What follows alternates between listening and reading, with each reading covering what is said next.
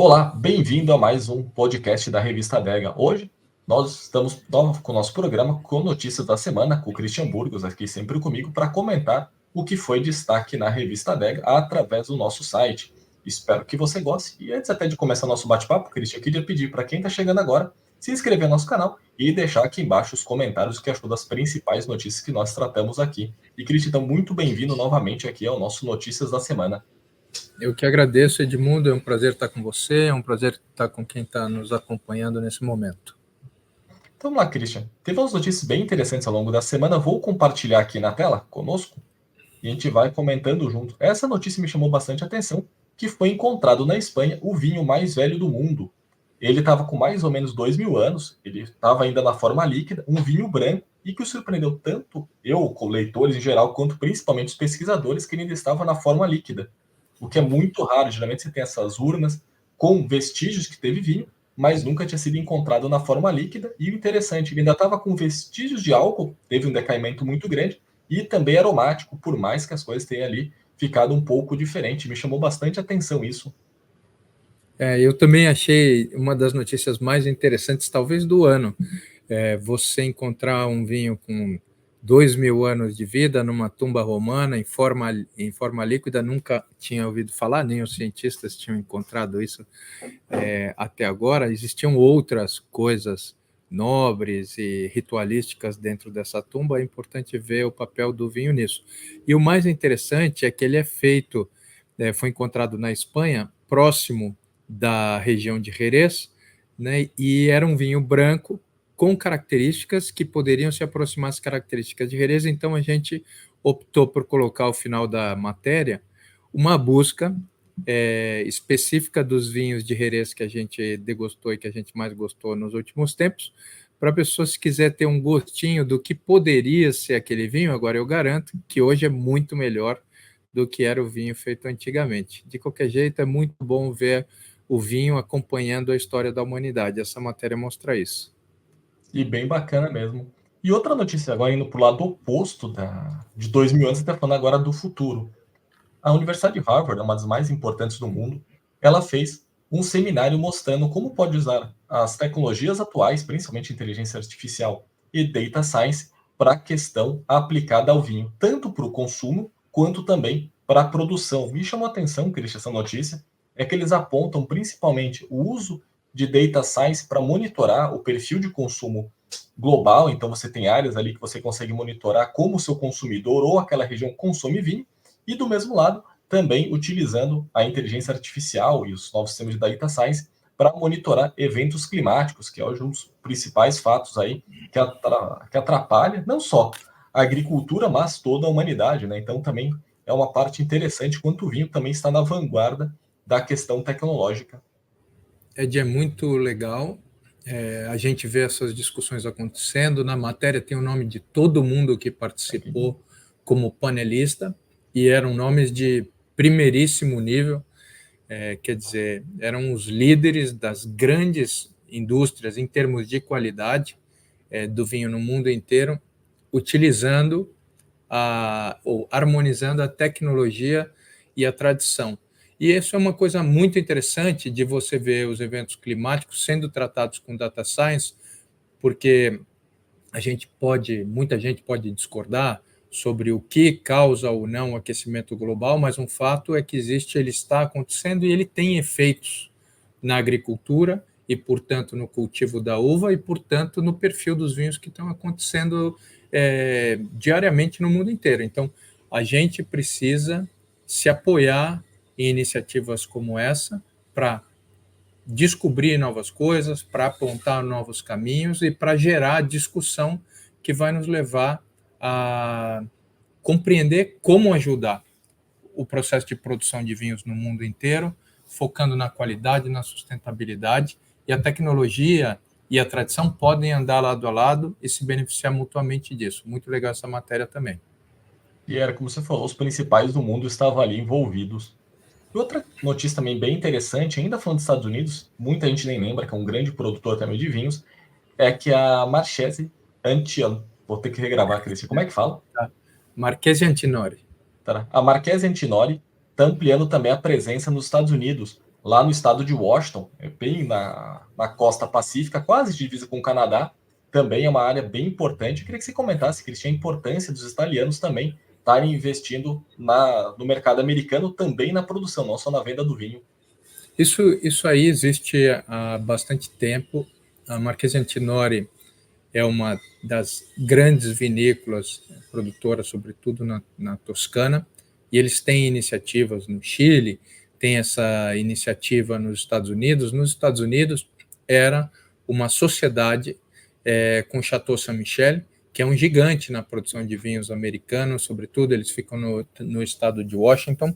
Eu tive a oportunidade de ir para o estado de Washington e fazer essa visita, tanto na Consolari quanto na Chateau Saint-Michel, e é engraçado como a Consolari, o nome é perfeito, né? Porque fica em cima mesmo de uma colina que o sol é impiedoso, implacável, e é um lugar lindo, que produz vinhos muito poderosos. Na época que eu visitei, eram vinhos bastante potentes, e não é a primeira compra de participações que a Marchesi Antinori faz nos Estados Unidos. Ele comprou a participação no Stag's Leap, para ficar 100% com o Stag's Leap, um dos ícones da cultura vitivinícola nos Estados Unidos, e agora compra a participação do Chateau Saint-Michel na Consolari. É um movimento significativo de confiança nos caminhos que ela estava trilhando, porque entrou, por exemplo, em parceria no Chile e acabou comprando a participação do seu sócio local. Agora está acontecendo a mesma coisa nos Estados Unidos. É uma companhia de muitos séculos de vida e que agora está se preparando para mais muitos séculos. E daí isso dá um gancho para a gente ir para outra notícia, porque confesso, quando eu li essa notícia do Marchesi Antinori, fiquei com vontade de abrir um vinho, naquele momento um vinho da Toscana, e daí encontrei essa notícia que estava no nosso site também. É interessante, Cristian, aqui para quem está chegando agora, ver que no site da revista Adega, não só as notícias, o hard news em si, como aquelas matérias mais densas, mas também temos sempre diariamente uma série de listas com os principais vinhos degustados pela equipe da revista Adega. E a gente sempre monta uma pequena história e uma grande lista ali no final com os vinhos bem atualizados que foram recém-degustados. E realmente a Toscana é super, como até o título. Então temos aqui a principal lista aqui do Tem Historinha e os vinhos da Toscana. O que me chamou muita atenção, eu degustei dois desses recentemente, né? Eu degustei o Orma e o Oreno, que estão aqui. Eu estou com o Fatoria Le Pupille para degustar agora. O Guadaltaço, o 19, eu degustei também recentemente. É muito bom, é muito interessante ver os grandes vinhos da Toscana sendo vendidos abaixo de R$2.000, ali próximo dos R$1.500, abaixo de R$1.500 muitas vezes. É preço de vinho do Novo Mundo, né? Então eu tinha esquecido quão boa era essa relação custo-benefício dos grandes toscanos, e eu vou me deliciar um pouco com isso daqui para frente. É bem interessante. E daqui a pouco eu até queria te perguntar que você está degustando, mas isso para o final. E antes, Cristian, de terminar o nosso bate-papo, eu queria que ele também contasse, que a gente fez agora, recentemente, tanto aqui no canal da Adega, quanto nos canais de podcast, uma conversa com o Francisco Baetti, que ele falou todos os projetos dele. Eu queria que você comentasse como é que é essa entrevista, e depois eu falo aqui como é que as pessoas podem chegar e assistir também, tanto pelo nosso site ou pelas plataformas de podcast que nós temos. O Francisco é um dos mestres da vitivinicultura no Chile. Durante muitos e muitos anos, quase 20 anos, ele trabalhou dentro do grupo Chadwick, então é o responsável por levar Senha, Chadwick e Errázuriz para os patamares icônicos que eles têm hoje. Todos os anos a gente está acostumado a sentar com o Francisco e degustar as novas safras, conversando com ele. Esse ano ele já estava com um novo chapéu, né? Definitivamente com um chapéu de produtor e empresário, e ele trouxe para degustar os vinhos do projeto pessoal dele, o Baetti, que são vinhos num perfil muito elegante, focados no Pinot Noir e na Chardonnay. Chardonnay está incrível o que ele vem fazendo, e eu recomendo, quem quiser ver a entrevista, é interessante. A gente sempre gravou as entrevistas para depois transcrever para a revista. Agora a gente está botando uma câmera ali para as pessoas poderem ver como é que é a nossa conversa com os produtores, como é que degusta e tudo mais, e ouvir da boca deles, né? Não só do que a gente escreve. Você tem a oportunidade de assistir em vídeo, né? Tá aí o link para o vídeo do YouTube.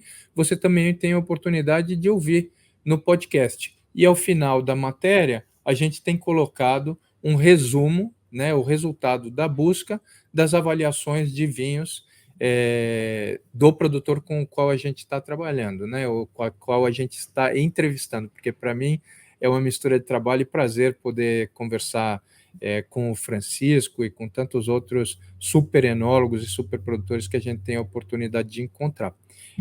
Convido você a acompanhar isso daí. Você pode escolher o melhor meio para você, YouTube ou podcast. Esperar um pouquinho, vai estar na revista também. Então, ou seja, todas as plataformas a gente continua fazendo essa integração multiplataforma aqui da revista Adega. Bom, Christian, eu queria te agradecer por ter vindo aqui conversar comigo rapidamente, e eu ia te perguntar o que você estava degustando, para você comentar um pouquinho também. Não estava no script, mas eu vou. Ed, minha sala fica aqui perto da sala de degustação, e daí quando o pessoal encontra algumas coisas interessantes, eles mandam a garrafa, botam na minha adega que eu tenho aqui na minha sala, e eu vou durante o tempo degustando para acompanhar o que está acontecendo. Quando eu posso participar das degustações, eu participo. Se não, eles mandam para mim. Eu uso Coravin, coloco aqui na sala. Eles fazem... Esses vinhos ainda nem subiram para o melhor vinho, né? E eles fazem uma anotação aqui para mim da pontuação que eles deram. Nesse caso, foram 93 pontos. É um vinho de Bordeaux, um Grand Vin de Bordeaux. Eu fiquei com curiosidade de degustar, porque recentemente, vai sair agora na próxima edição da revista, eu fiz uma matéria sobre 50 Grand Crus Classés de Bordeaux, que eu tive a oportunidade de degustar 2 vezes esse ano, e é a matéria sobre a degustação da safra 2021. Esse aqui não é um Grand Cru Classé, é um Grand Vin da safra 2019, chama Chateau Carignan, recebeu 93 pontos, está uma delícia. Ou seja, para quem está acompanhando a gente aqui, antes mesmo de entrar na nossa lista de melhores vinhos, já está tendo aí uma apresentação pelo Christian Burgos, que é um dos grandes especialistas em vinhos. Nem é uma apresentação, né? Já fez aí? Já mostrou um pouquinho. Já mostrei um pouquinho. Mas é isso, daqui a pouco vai estar no site também, você vai poder ver a nota de degustação feita ou pelo Eduardo ou pelo André, completa. Ed, obrigado. Acho que hoje a gente bateu o nosso recorde. Fizemos em menos de 15 minutos e esse era o objetivo. Então, agradeço vocês que ficaram com a gente esses 15 minutos. Espero que vocês tenham gostado e até a próxima semana. Até mais. Tchau, tchau. Esse episódio foi um oferecimento Worldwine, www.worldwine.com.br. Há 25 anos desbravando os melhores terroirs.